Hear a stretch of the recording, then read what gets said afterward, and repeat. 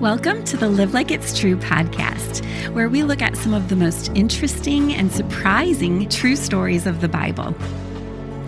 I'm Shannon Popkin, inviting you to open your Bible with me to drink deeply of the story and to live like it's true.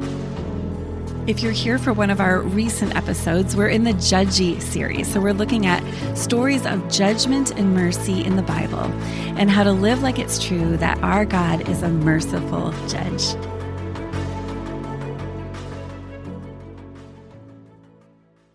Well, we have Tammy De Armas with us today. I'm so excited to be talking about the topic of abortion. It's such a big topic. And Tammy is the director of Mission Advance at PassionLife, which is a global pro-life organization.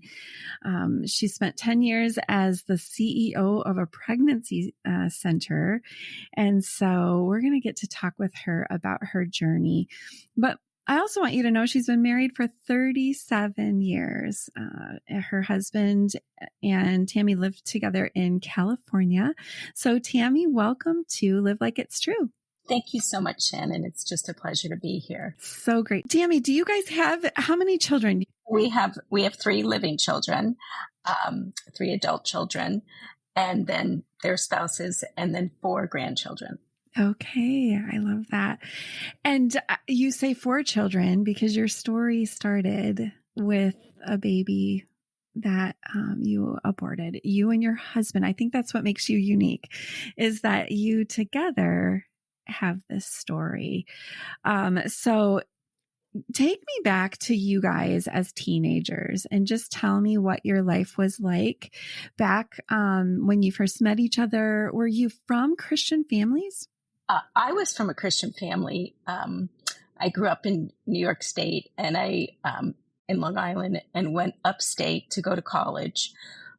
My dad had just recently passed away, so I wanted to stay close to my mom. And I met Pete my freshman year. We lived on the same floor and we started dating the second semester. He really was the man of my dreams. And let me tell you, growing up in a Christian home, it was dysfunctional in that, yes, everybody's sitting in church, but then come home and it was a living hell. When my dad passed away, I had pleaded with the Lord to save my dad from alcoholism, and he didn't. He choked to death one night, 7th, right before I went to be a senior in high school. And I thought, where are you, Lord? And I was young and immature, and so I went off and I met Pete, and he was a hockey player and big name in the school, and I fell in love with all that glory. And that summer I came out to visit him. He's from California, and ended up getting pregnant out here. And when we got back to school our sophomore year, I was just devastated as to what to do because I didn't think I could go home and tell my mom. And he was like, I really want to make it in the NHL. And I wanted to support that. And I didn't want to lose him. I can admit that. And I think that's really hard for women to admit because I was literally making a choice between that baby and him. And after I had the abortion, my elbows ached for years till I went through post-abortion classes. And I know that was because I didn't get to hold that baby. Your elbows. And after I went through my elbows, because just the idea of holding a baby, and I really didn't understand that. And so anyway, we just decided that would be the best thing to do, would be to abort the baby. And I often thought maybe it really wasn't a baby, although we had a blood test. I really was pregnant. It wasn't a false pregnancy. So on September 14th, 1982, we drove over to Vermont because upstate New York, there wasn't an abortion clinic around. Ironically, we would have had to driven 3 hours away. So we went over there and aborted that baby. Well, take me back to that car ride to Vermont with you and Pete. What was your what was going through your minds? What were you saying to each other? What was the emotion in that car? Yeah. I continued to get us lost. I remember saying, turn here. And I knew we had to turn somewhere else. And we never fought. We didn't argue about this at all. But I was like, I really didn't want to do this. And you had to go through a little bit of group therapy with the other girls that were aborting that morning too. And I didn't want to be with anybody else. So I tried to miss that too. I thought if I'm late for everything, then maybe I would miss it all. But we ended up getting there and going in, and they wanted to give me something to relax me. And I felt like, no, I have to stay awake through this whole thing. I'm not going to check out now. And I didn't want to be separated from Pete. And they said he can't be there. And so he just waited in the waiting room. And what I hear in my mind right now is like vacuums going, because I remember that noise. Really? So this is deeply embedded, these memories, this moment, deeply embedded. Because I think sometimes the message of abortion is it's just a procedure. It's not, it's just tissue.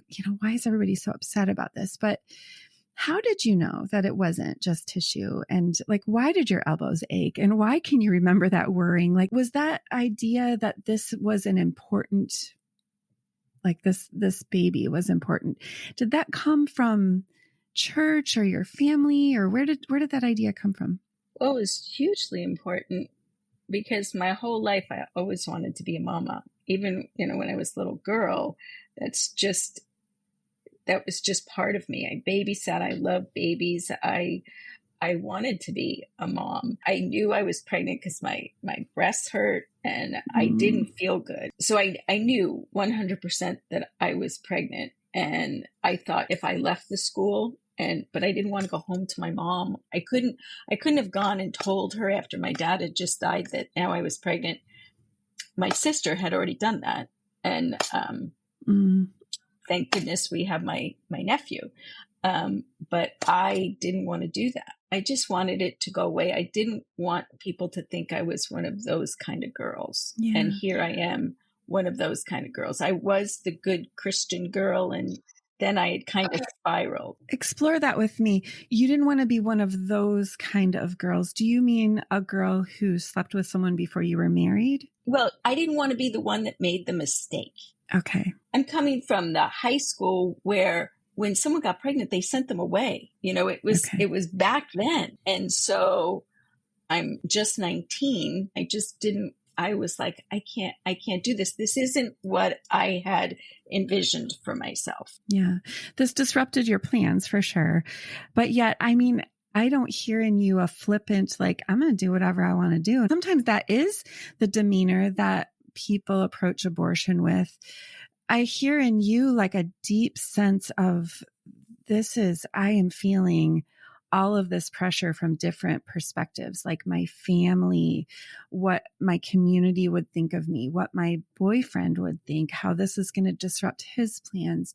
And I wonder if in some of that, there is just this sense of judgment, people are weighing and measuring me. And, I have to be what they're expecting of me. Maybe losing your dad too. Maybe that gave you a different, place in the family. Any thoughts on that? How you were afraid of being judged? Absolutely. The judgment, in fact, how many years later are we?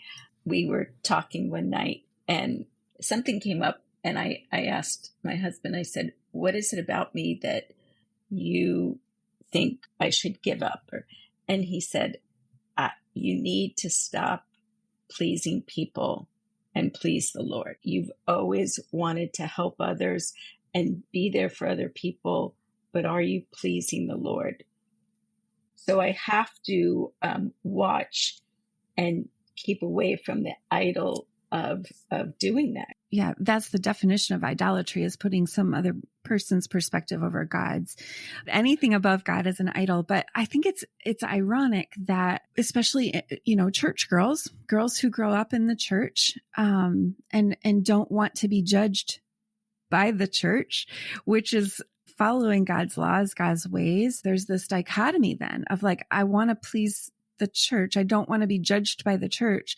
And so I'll do this, I'll have this abortion to avoid that judgment. And I'm less concerned about God's judgment and how he looks at this, right?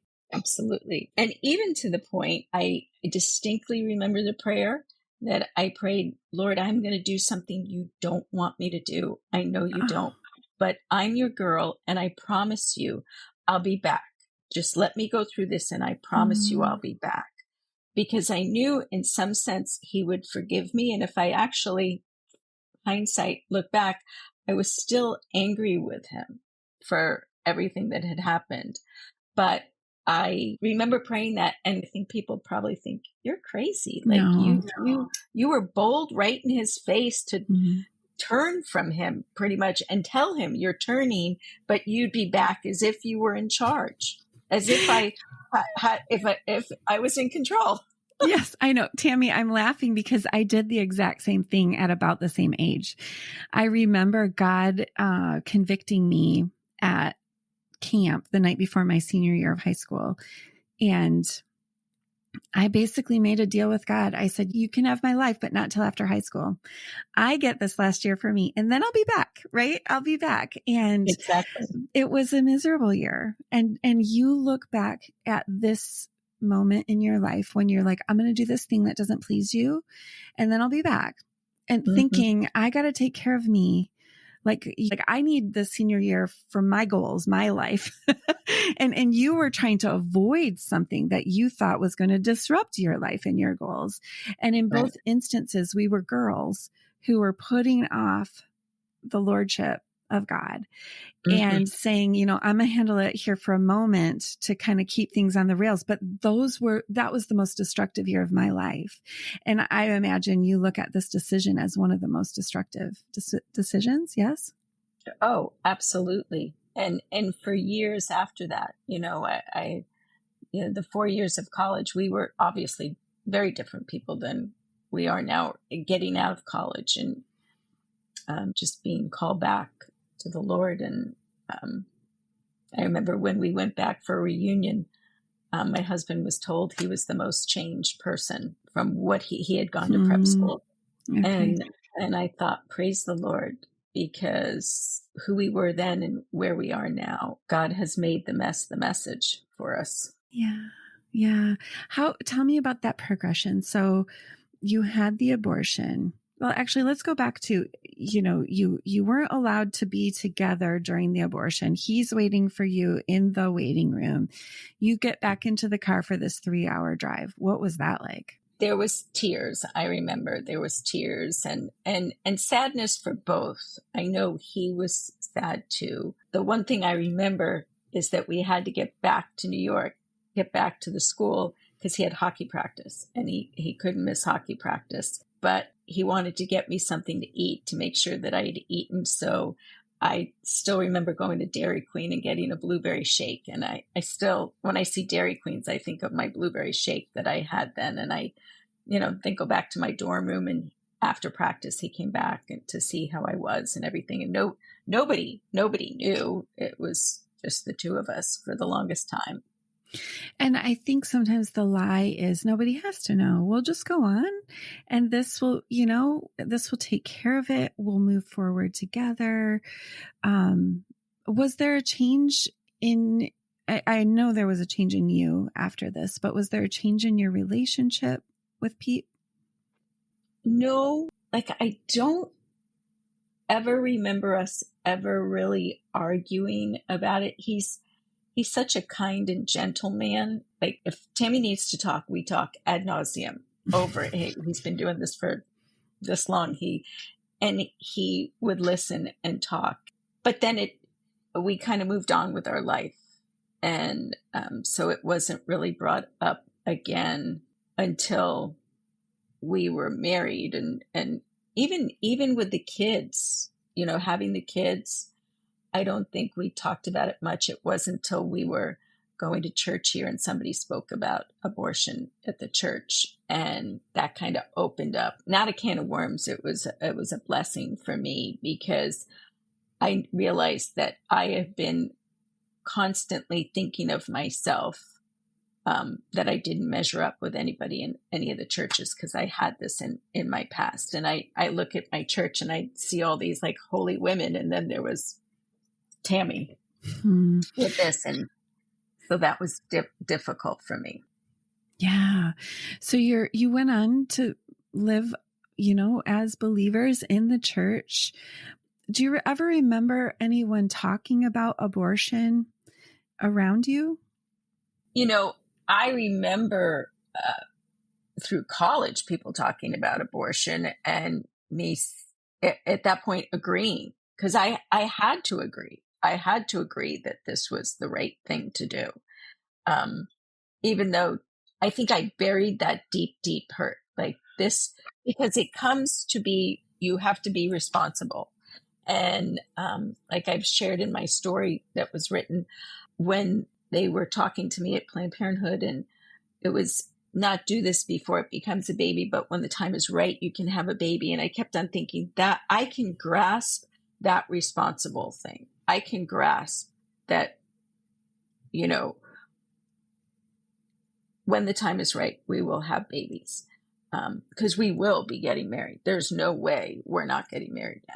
And that was kind of my mantra to go on. And again, it's taking God out of it, and I'm gonna move forward in this. Well, it's like, I feel like I have good judgment in this moment, right? I am seeing I need to be responsible. We're going to have more children. This is just disruptive. And so I'm going to course correct here. But the problem, I think it goes back to the Garden of Eden. Eve thought when she took that fruit, her eyes were going to be opened. And yet this is the time when we lost our spiritual insight. We now look at things that God says are good, and they don't look good to us, like living through an unwanted pregnancy. We look at things that God says are evil, and they don't look evil to us. Like abortion, when we count on our own good judgment, we can really have a skewed perspective. And so I think it's helpful to just recognize, both when we're looking at other people who fall into sin and when we're looking at our own selves falling into sin, it's helpful to recognize how easy it is to fall into a skewed perspective on right and wrong, good and evil. Look at Eve's first child is a murderer, right? Right. And he looked at what God said was evil, but to him, it didn't look evil, and they didn't have the law the way that we did. They didn't have the Bible. But that's the first generation. And so every evil thing that anyone in this whole world has committed starts with us looking at something that God says is bad, but it looks good to us. Right.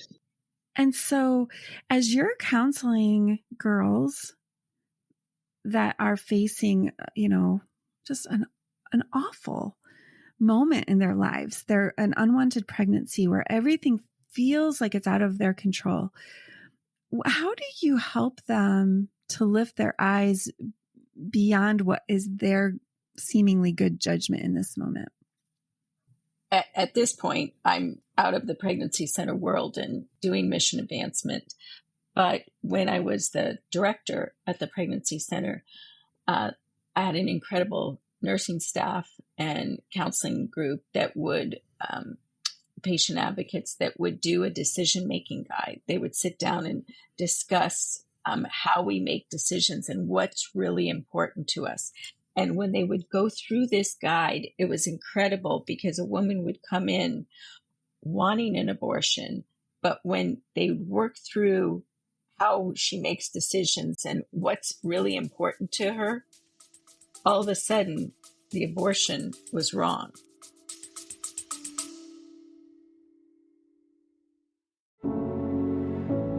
If you're a Live Like It's True listener, I'm guessing that you love to study the Bible like I do. We're getting quite a collection here of episodes on Live Like It's True, and I wanted to make it easier for you to search by particular story of the Bible. Maybe you're in a Bible study, you're studying a book of the Bible, or you want to do a deep dive on a particular story. Well, we've done a little work for you on the website, making it easier for you to search.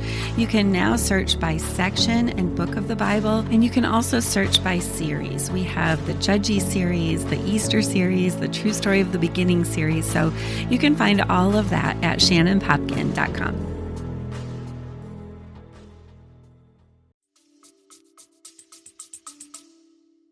And the abortion was not what she wanted.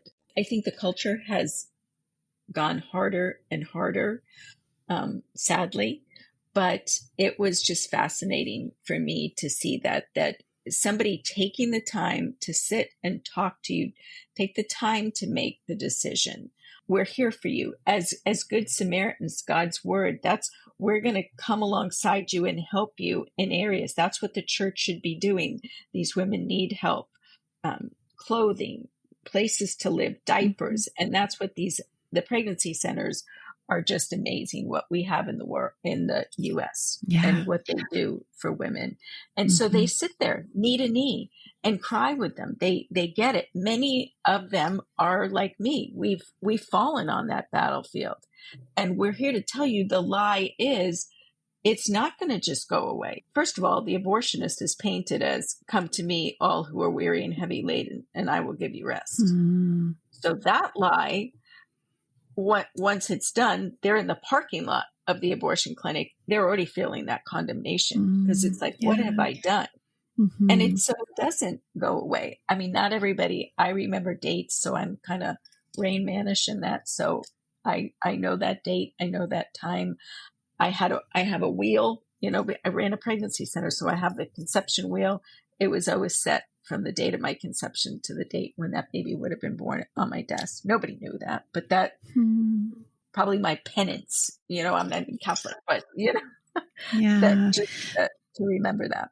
So when you would talk with girls, what was they've got these competing desires, abortion would be one desire.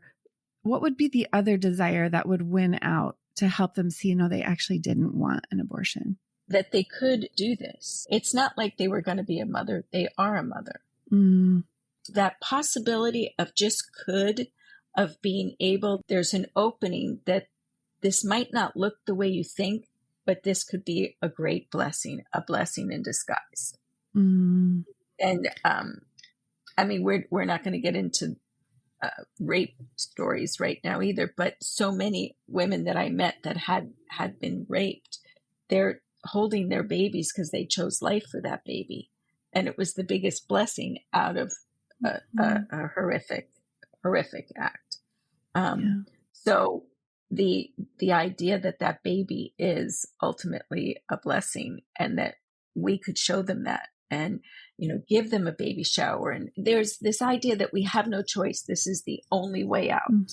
And unfortunately, that creates throughout our lifetime, when we're making decisions quickly, this is the only way I can do this, rather than taking a deep breath and go, okay.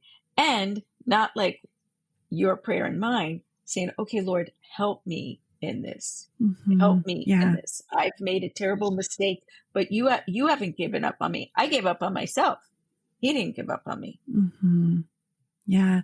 I love the way that you said, this isn't a question of whether can I be a mother? I am a mother, right? And so there's some truth in that. But I think sometimes we look at something like abortion, and that's not the only sin that we do this with, but there is like this final judgment. Like it's, you've crossed this line, you are on the other side.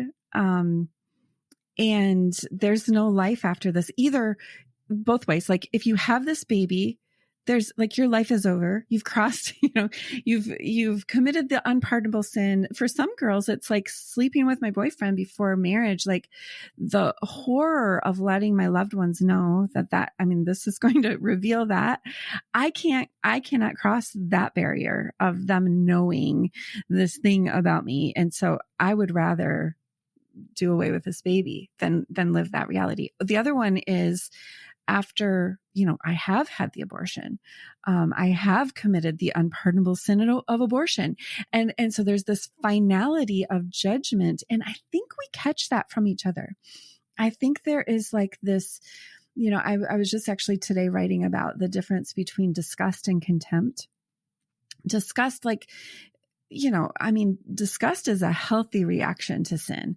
It's like this container of beans that I found in the back of my fridge, and I opened the container and it's like, oh, like the horrible disgust of that moment. I had a right reaction to those beans, throwing them in the garbage disposal. That was the right choice in that moment. Like, to eat those beans would show like there's something wrong with my nose. I'm sick to be able to eat those beans.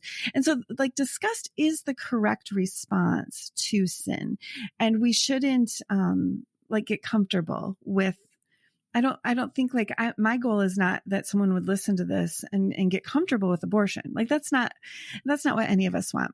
But what we do is we take that right disgust and we impose it on an image bearer. We impose it on someone who is deeply loved by the Father. And God never has contempt for people. Yes, he does have, this right loathing of sin, and because it's destructive, it destroys us, but he loves us. We are created in his image, and God does not show contempt for us the way that people do. So, what I can remember people talking about abortion with just this, I cannot, but like, what in the world are they thinking? That sort of a mindset.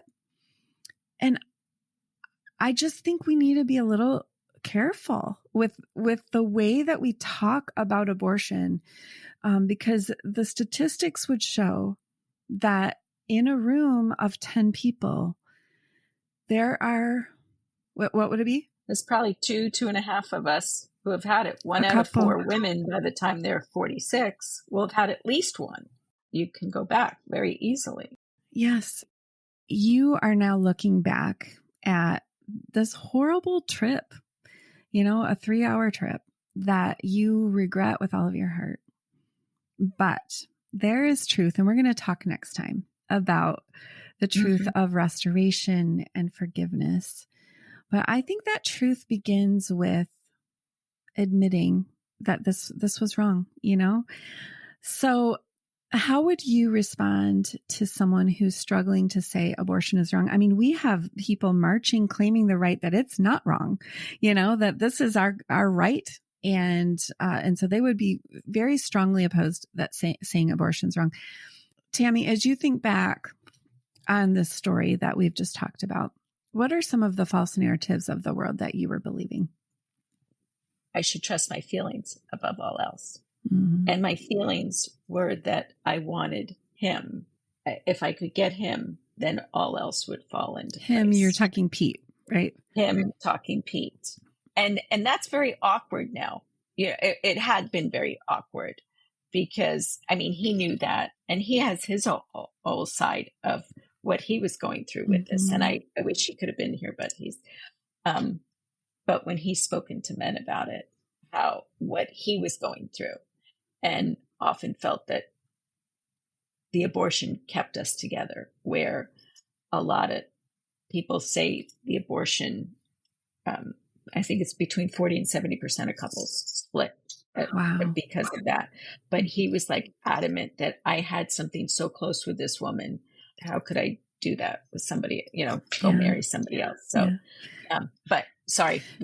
So the false narrative is that I should just trust my feelings and do what feels good and looks right in this moment. So how do we live like the true story is true then? For me now, when I'm struggling, I do have to sit before the Lord and go to his word and it's my guide. Yeah.